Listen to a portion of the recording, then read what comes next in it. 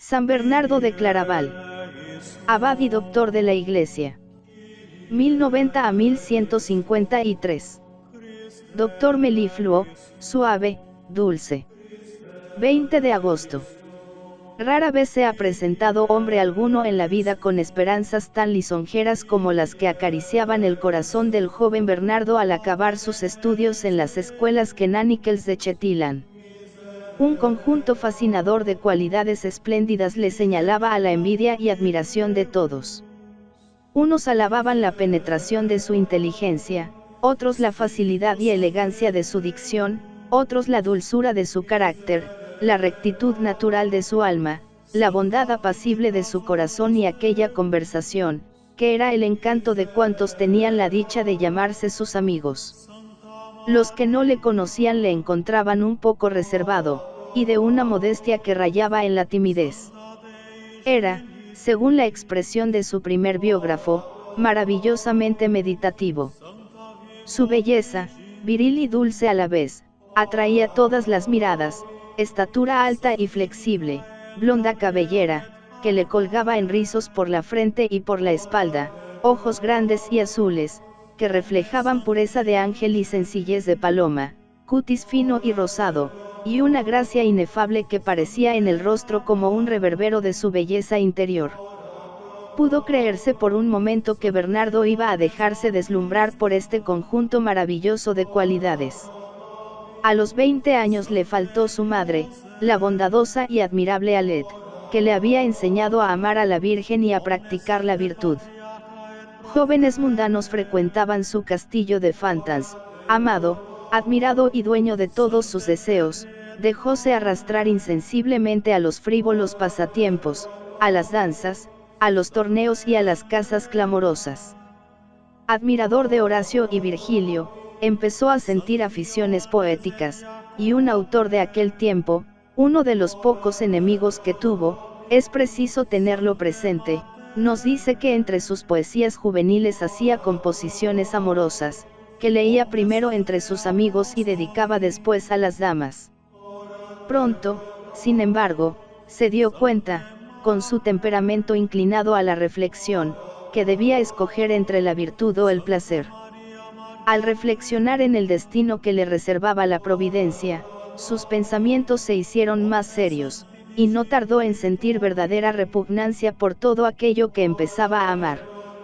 El hagiógrafo nos cuenta que cierto día la vista de una mujer le llenó de turbación. Hizo increíbles esfuerzos para arrojar de sí la visión importuna, pero como no lograse reprimir los estímulos de la carne, se arrojó en un estanque que había entre su castillo y la vecina ciudad de Dijon. Desde este día hizo un pacto con sus ojos, resolviendo consagrarse al servicio de Dios. Su primer pensamiento fue entrar en un monasterio, pero las lágrimas de sus hermanos lograron hacerle desistir.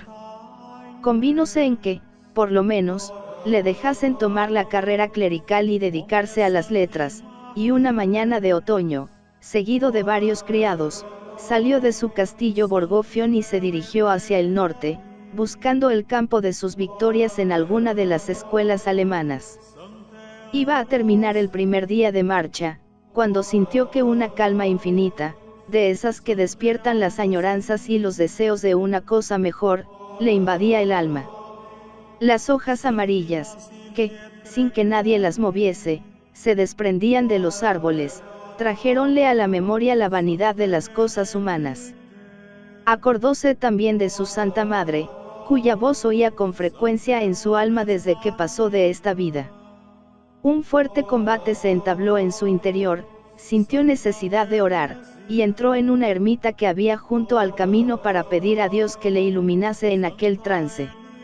La oración le llenó de fortaleza y la crisis se resolvió en un torrente de lágrimas y en una resolución inquebrantable de abandonar toda carrera mundana.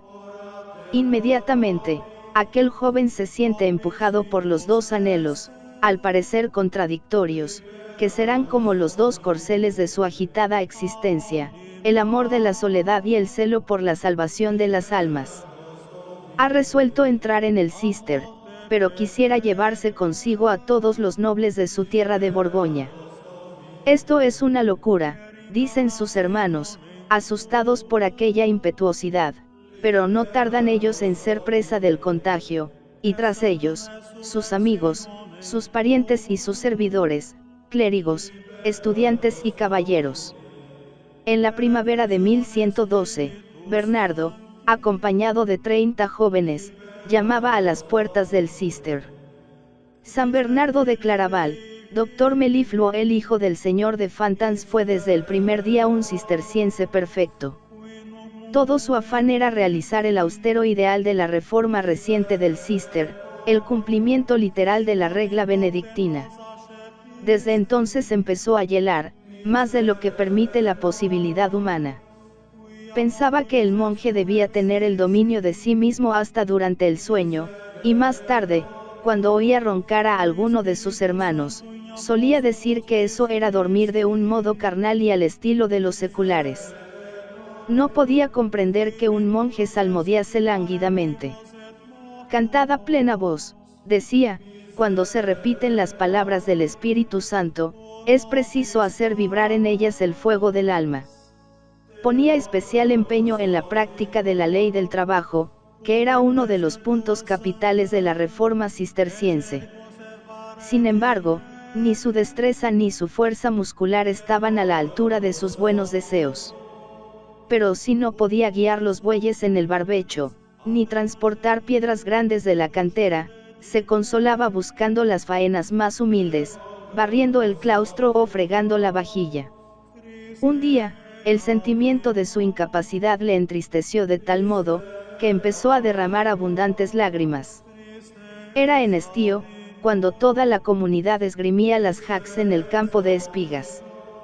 Viendo la mala facha que ponía, el abad Esteban le ordenó que se retirase, pero humillado de aquella conmiseración, cayó de rodillas entre los árboles, y rogó a Dios, con los ojos arrasados de lágrimas, que le diese el arte de cortar el trigo. Desde este momento manejó la hoz con tal habilidad, que llegó a ser considerado como uno de los mejores seguedes del monasterio, y él mismo se felicitaba de este don que había recibido de Dios. Después del trabajo, la lectura de los libros santos y de los santos padres. Las cosas gustadas en su fuente, decía Bernardo, tienen más sabor. Leía meditando, realizando aquello que él llamaba la rumia de los salmos. En medio del silencio del valle, repasaba en su corazón los textos que había recogido en los libros, y a este trabajo interior aludía al decir que no había tenido más maestro que las hayas y las encinas. No es que tuviese muy despierto el amor a la naturaleza. La mortificación de los sentidos le había hecho casi insensible a las magnificencias del universo. Su modestia era tal, que pudo pasar el noviciado sin darse cuenta del techo que tenía la sala de estudio, y hasta después de mucho tiempo no llegó a saber que la iglesia del Cister tenía en el ábside 3 ventanas.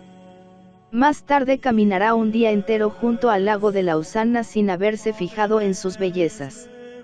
Las imágenes vivas y pintorescas que aparecen de cuando en sus escritos, proceden de la Biblia o de sus impresiones juveniles. Con la llegada de Bernardo, el Cister, próximo a extinguirse en su nacimiento, recobró nueva vida. Fue necesario enjambrar y formar nuevas colonias. Al frente de una de ellas fue colocado el hijo del señor de Fantans, cuando no tenía más que 25 años.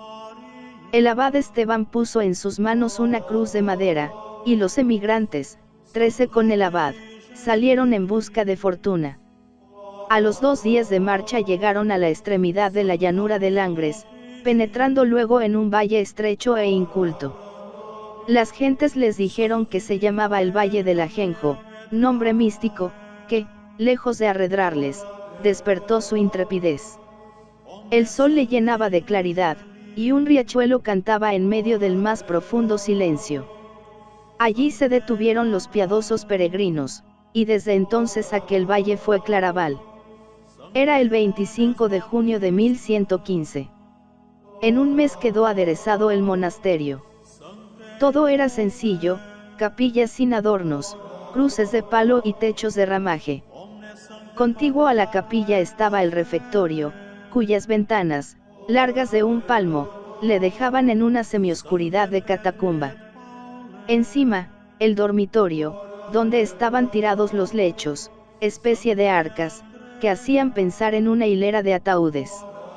A la entrada se abría la celda del abad, tan estrecha que semejaba una prisión, tan baja que, cuando su huésped tenía que levantarse, había de inclinar la cabeza para no darse en el techo. Un saliente de la pared era el único asiento que había, y un agujero informe servía para iluminar la habitación. Allí vivió cerca de 40 años el hombre más grande del siglo XII. Organizóse la vida con todo el rigor de la pobreza cisterciense. La leche, la pesca y los huevos no aparecían nunca en aquel refectorio sepulcral. Al principio, un puñado de bellotas se consideraba como un gran regalo.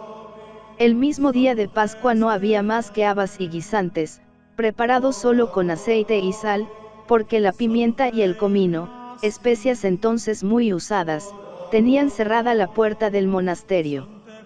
Si supieseis las obligaciones del monje, decía el abad, regaríais con lágrimas cada bocado que coméis. Estamos en el claustro para llorar nuestros pecados y los del pueblo.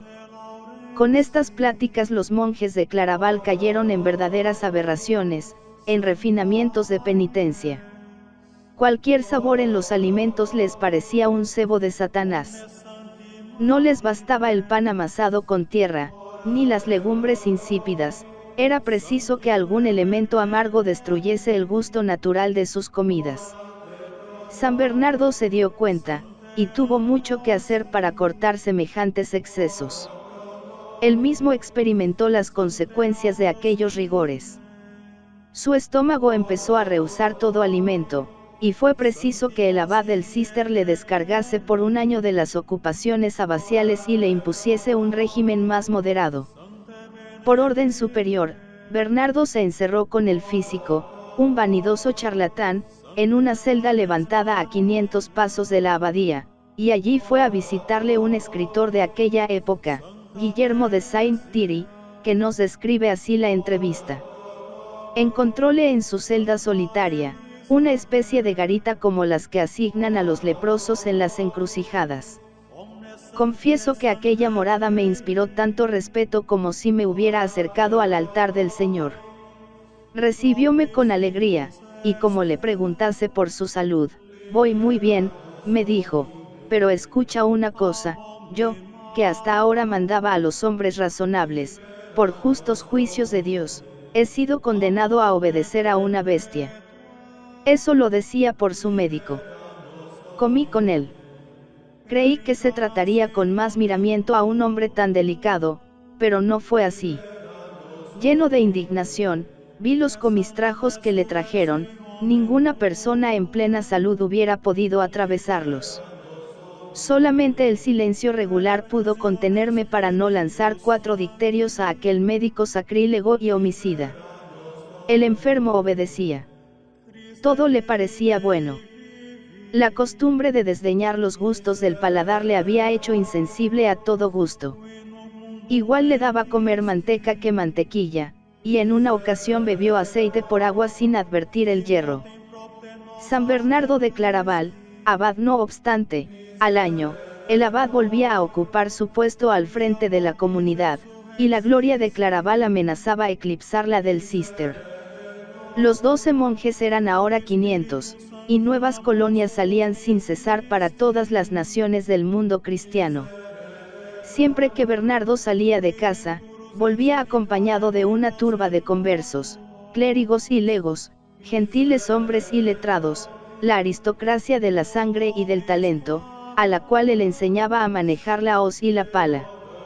Su palabra ejercía una especie de sortilegio sobre los espíritus de elección. A un maestro de aquel tiempo, Enrique de Merbach, escribía, tú explicas, hermano mío, los profetas, pero estás seguro de que los entiendes. Si los comprendieses, sentirías que Cristo es el objeto de sus vaticinios, y si quieres comprender a Cristo, lo conseguirás mejor siguiéndole que leyéndole. Oh, si supieses lo que te quiero decir. Si gustases una vez el famoso candeal de que Jerusalén se alimenta, de qué buena gana dejarías que royesen sus mendrugos los literatos judíos. Con qué placer te ofrecería yo los panes calientes, humeantes, recién salidos del horno, que Cristo parte a los pobres de su redil. Créeme, encontrarás algo más en los bosques que en los libros, las piedras y los troncos te enseñarán cosas que no has aprendido en los maestros. Nadie podía resistir ante aquel terrible cazador de almas. El que en el oro y en la plata, solo veía un poco de tierra blanca y roja, a la cual únicamente el error de los hombres podía dar algún valor, se estremecía de indignación ante los hombres que dudaban en sacrificar sus riquezas, cuya posesión, decía, es una carga, cuyo amor es una mancha, cuya pérdida es un sufrimiento cruel. Hasta en el patíbulo y en las casas de perdición encontraba discípulos y seguidores. Una vez, entrando en una ciudad, vio que una inmensa multitud acompañaba a un bandido hasta la horca. Lleno de compasión, cogió la cuerda con que arrastraban al desgraciado, y dijo a los verdugos, «Dejadme este asesino, quiero colgarle con mis propias manos». Alarmado el juez al conocer el caso, llegóse a él diciendo, «¿Qué es eso, venerable padre? Vais a libertar a un hombre que merece 1000 muertes». «Déjame», respondió Bernardo. «Ya sé que este hombre es digno de un gran castigo, pero yo mismo le clavaré a la cruz, y le haré permanecer en ella años enteros». Y se le llevó consigo a Claraval. En otra ocasión, pasando junto a una taberna y viendo a la puerta un jugador empedernido, se ofreció a jugar con él. «¿Y a qué vamos a jugar?», preguntó el taur. «Tú», respondió Bernardo, «jugarás tu alma, yo, mi mula». El hombre hizo saltar los dados, y sacó el máximo de puntos, 18. «He ganado», exclamó. «Aguarda, hermano», replicó el abad, agitando el bote. Y habiendo tirado a su vez, sacó 20 puntos. Uno de los dados se había roto para dar 2 puntos más. «He ganado tu alma», dijo el monje a su adversario, y se le llevó consigo a Claraval. Fue ruidoso su discurso a los estudiantes de París, pronunciado a instancias del obispo en el claustro de la catedral. Su voz tuvo entonces toda la violencia del relámpago. «Hijos míos», decía, «¿quién os enseñará a huir la ira venidera? Ay de vosotros, que tenéis las llaves de la ciencia y del poder, y no entráis ni dejáis entrar a los otros. Son llaves que habéis robado, no recibido. ¿De dónde viene esa locura de las grandezas, esa impudencia de la ambición, ese amor desenfrenado de las prelacias? Tened piedad de vuestras almas, hermanos míos, tened piedad de la sangre que ha sido derramada por vosotros. Vuestra castidad peligra en medio de las delicias, vuestra humildad se muere en medio de las riquezas. Salid del seno de Babilonia, salid y salvad vuestras almas». Cuando el orador terminó de hablar, 20 jóvenes se echaron a sus pies, dispuestos a seguirle, y con ellos se fue aquella misma tarde a la abadía de San Dionisio. Al día siguiente, cuando se dirigían a Claraval, dijo Bernardo, «Volvamos a París». Y al entrar en la ciudad encontró 5 estudiantes más. «Ahora, partamos», dijo a los suyos, «el número está completo».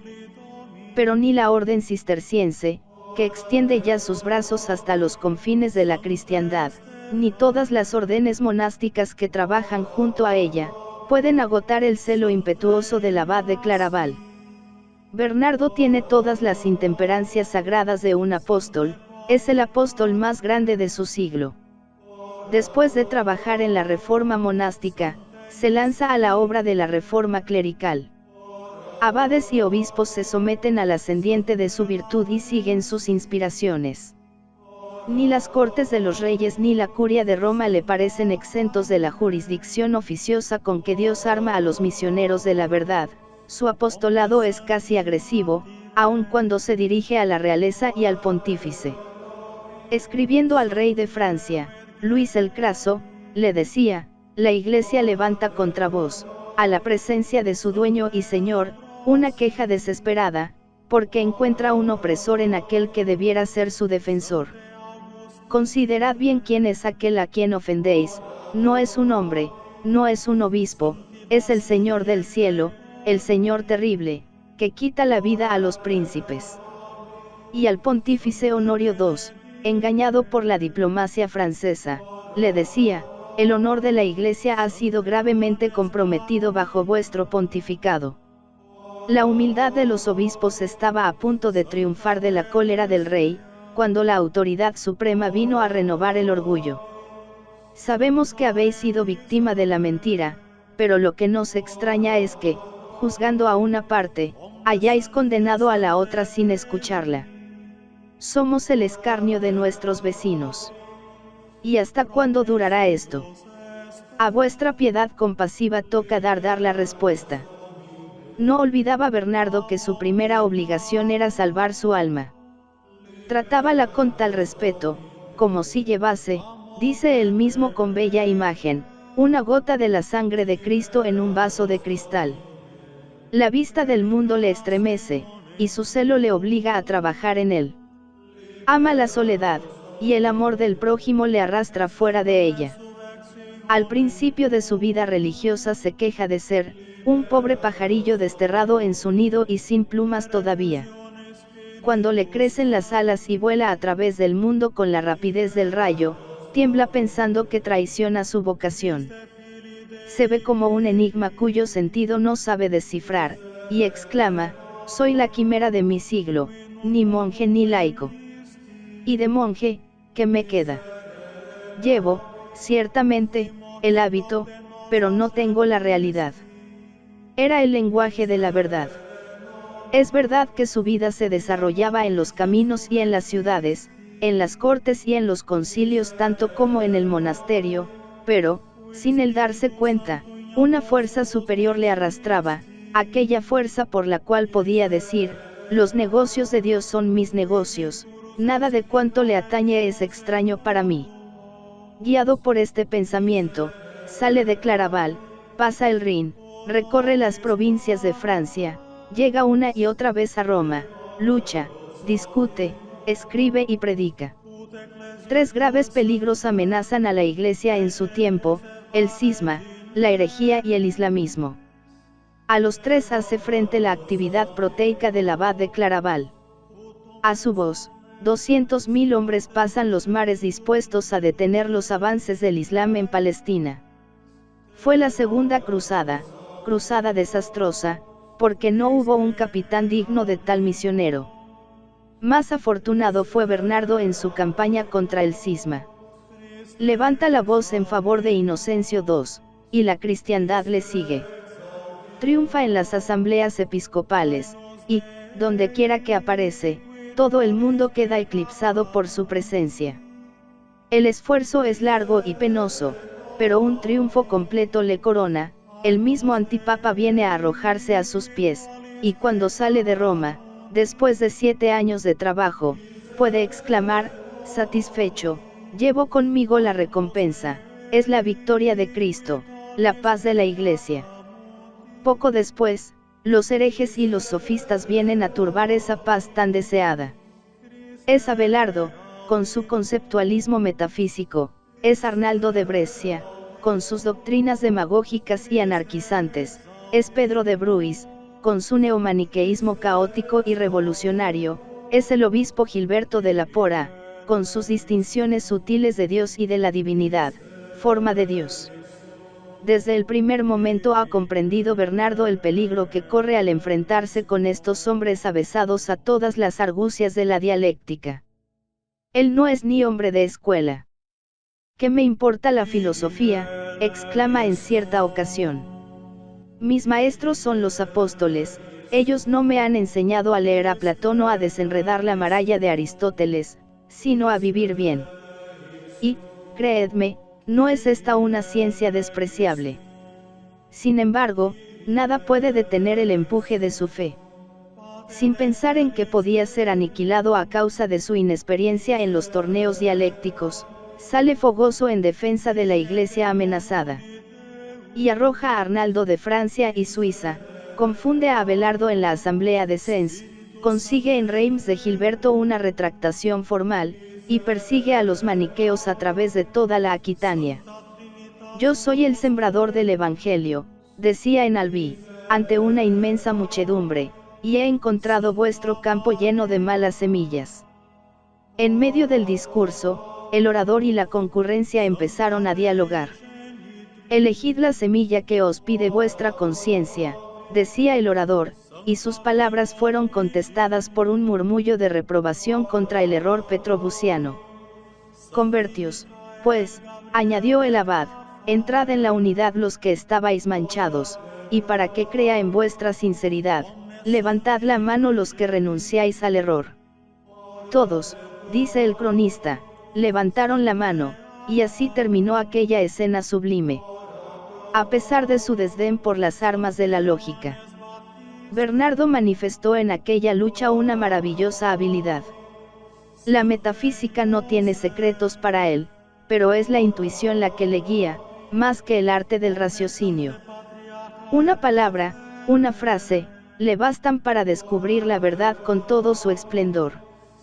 La resistencia inesperada le exaspera, y entonces el hombre de la dulzura se convierte en un polemista terrible, derramando su cólera en vehementes invectivas y en expresiones violentas que hacen temblar. No eran el odio ni el orgullo quienes le guiaban, sino la viveza de su temperamento y su amor apasionado de la verdad. Sus violencias no partían del fondo del corazón, sus iras eran iras sin hiel. Una bondad fundamental inspiraba su conducta. Se dijo de él que nunca asistió a un entierro, aunque fuese de una persona extraña, sin llorar. Los herejes, los judíos, los mismos mahometanos encuentran gracia a sus ojos, con tal de que no ataquen a la Iglesia, esposa de Cristo, a quien adora. No admite más arma contra ellos que la espada de la palabra de Dios. Reducid a los herejes con argumentos, no con la fuerza, decía a los que pensaban en hogueras y matanzas, y cuando en 1146 el pueblo estuvo a punto de hacer desaparecer en las orillas del Rin hasta el último resto de la raza judía, solo en él encontraron los perseguidos una defensa segura. La mayor parte de los adversarios a quienes sus golpes echaban por tierra, se levantaban luego para abrazarle, y todos los arrepentidos estaban seguros de hallar un puesto en su corazón. Suya es aquella frase: si la misericordia fuese un pecado, yo le cometería. Pocos hombres han amado con tan profunda ternura. En sus cartas encontramos efusiones como estas: desgraciado de mí, que no puedo tenerte a mi lado, ni puedo verte, ni puedo vivir sin ti. Morir por ti es mi vida, vivir sin ti es morir. Esto se lo decía a un monje discípulo suyo. Cuanto más avanza en la vida, más violencia se hace para contener los ímpetus de su ternura, pero a veces la naturaleza le traiciona. Así, cuando se le murió su hermano Gerardo, mayordomo de su monasterio de Claraval, queriendo ahogar su tristeza en el fondo de su alma, Bernardo no lloró, ni exhaló una sola queja. Pero un día, mientras comentaba a sus monjes el cantar de los cantares, una ola de amargura subió a su garganta, no pudo contenerse y prorrumpió en aquel fúnebre lamento de la muerte de su hermano, que es una de las más bellas páginas de la Edad Media. ¿Hasta cuándo disimularé y tendré oculto este fuego que abrasa mi pecho y devora mis entrañas? Prisionero dentro de mí, circula a través de mis venas, me muerde, me martiriza. ¿Cómo hablar del cántico en medio de esta tristeza? Hasta ahora me he hecho violencia, me he contenido, para que la sensibilidad no pareciese en mí más fuerte que la fe. Vosotros lo sabéis, mientras todo el mundo lloraba, yo seguía el cortejo sin derramar una lágrima, y secos estaban mis ojos, cuando, según el uso, arrojé un poco de tierra sobre el cuerpo de mi amado, que se volvía a la tierra. Sollozaban en torno mío, y se extrañaban de que no llorase yo. No era él, era yo quien despertaba la compasión de todos. Bernardo es el hombre de los grandes contrastes, es dulce y violento, doctor melifluo y luchador terrible, es todo palabras y todo silencio, es todo ojos y todo oídos para atalayar el error, y no sabe si la iglesia del Cister tiene una cubierta de bóveda o plana. Lleva al mismo tiempo una vida monástica, política, apostólica y contemplativa. Es el mayor místico y al mismo tiempo el hombre más activo de su siglo. El paladín de la enorme y complicada historia en la cual palpita toda la inquietud de su siglo, es el hombre interior, profundo, recogido y absorto que comenta el cantar de los cantares, el psicólogo que traza un programa de gobierno a los pastores en el Tratado de la Consideración, el piadoso predicador de homilías y sermones, el teólogo profundo de los libros del amor de Dios y de la gracia y el libre albedrío. Si vuelve del éxtasis, su pluma es una tea, si se encuentra en el campo de batalla, una espada. No escribe por deleite literario, escribe por obligación. Habla de lo que pide el momento, de lo que más urge. Un rey, un obispo, un conde, una monja, una persona cualquiera le pide un consejo, San Bernardo hace la pluma sin titubear. Se levanta un error en el horizonte, San Bernardo lanza un tratado de teología. Como desdeña la dialéctica, desdeña el arte, la retórica. No le preocupan las gracias del estilo, y, sin embargo, logra formarse un estilo propio magnífico, que se parece a la primitiva iglesia cisterciense. Es preciso, claro, sobrio, incisivo y sustancial. Enemigo de figuras en el arte religioso, Bernardo lleva también su aversión al lenguaje. Solo algunas imágenes bíblicas, solo el colorido que nace de una fina sensibilidad y del fuego del alma. Es vehemente y conciso, tiene en alto grado el poder de la ironía y del retrato, juntamente con el don de observación. Su tratado de los 12 grados de la humildad y del orgullo es uno de los análisis más maravillosos de la psicología humana. Abusa, como San Agustín, de los juegos de palabras, de las antítesis y de las rimas, pero en la llama del lenguaje, en la fuerza de convicción y en la elevación de las ideas, pocos se le pueden comparar. Último de los padres, dice Mabillón, es tan grande como los más grandes de ellos. Como místico, es menos profundo y menos metódico que San Juan de la Cruz, pero es más expansivo, más radiante, más tierno.